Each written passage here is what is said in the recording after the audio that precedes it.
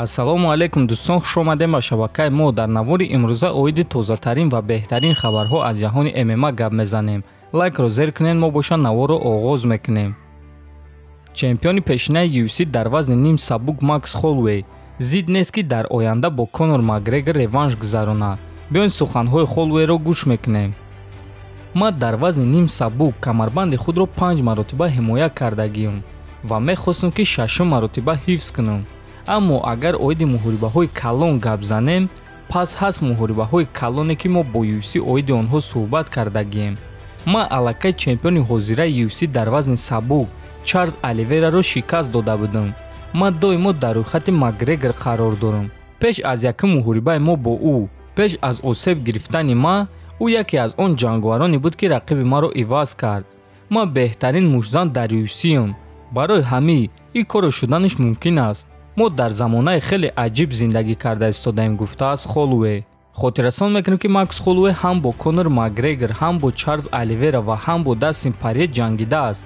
дар муҳориба зидди Конор ва Порье шикаст хӯрда буд, а дар муҳориба зидди Оливейра ғалаба ба даст оварда буд. ва акнун дӯстон, Макс Холлоуэй аллакай шаби 13 ноябр ба қафас бармегарда ва рақиби ӯ топови ҷангвари UFC Яир Родригес хоҳад шуд. шаби гузашта чемпиони пешинаи Беллатор, панҷум рақами рейтинги UFC дар вазни сабук Майкл Чендлер дар саҳифаи твиттери худ ана ҳамин аксро монда дар поёнаш 2022 навишт ва ҳамин гуна Чендлер ба Конор Макгрегор визов дод ва барои муҳориба бо ӯ соли 2022 омода буданашро нишон дод. Конор Макгрегор беҷавоб намонд ва дар ҷавоб чунин навишт: дар як марҳилаи муайян ма аниқ зидди чунин муҳориба нестам.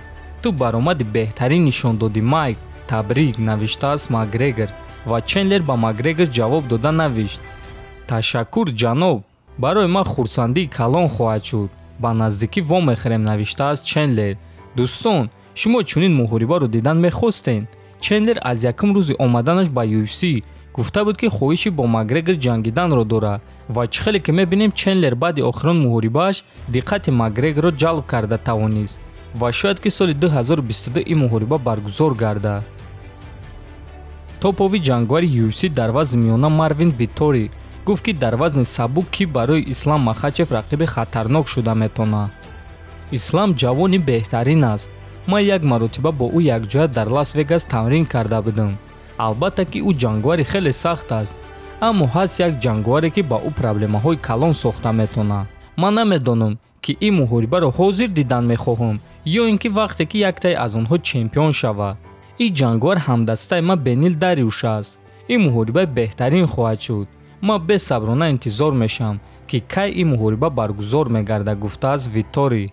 дӯстон, агар ҳозир ба вазъияти вазни сабуки UFC назар кунем, пас геҷи довталаби рақами 1 аст ва албатта ки ӯ бо ғолиби муҳорибаи Оливейра ва Порье меҷангад. а дар топ 5 рейтинг ду ҷангвар берақиб аст. ин албатта ки Ислам Махачев ва Бенил Дариуш аст.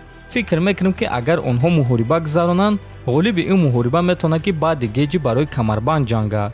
дӯстон, агар ин муҳориба баргузор гарда, ба фикри шумо кӣ ғолиб шуда метавонад?